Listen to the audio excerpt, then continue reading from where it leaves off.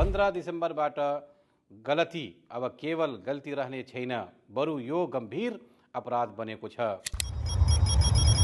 लागू औषधि मादक पदार्थ सम्बन्धी कानुनले क्षतिन प्रयोग गर्ने र यसलाई व्यवहार बनाउने व्यक्ति बीच कुनै भेद गर्ने दण्ड कठोर छन्।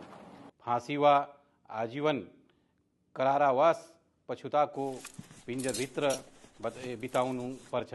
यदि तपाईँले कुनै खतरा देख्नुभयो भने कानुनले सूचना दिन प्रयुक्त गर्छ।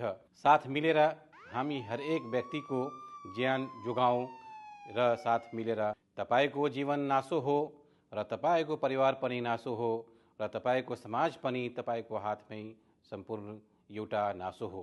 क्षति, कमजोरी, उत्सुकता र साथीको दबावमा कारण आफ्नो जीवन, परिवार र समाजलाई नष्ट नगर्नुहोस्।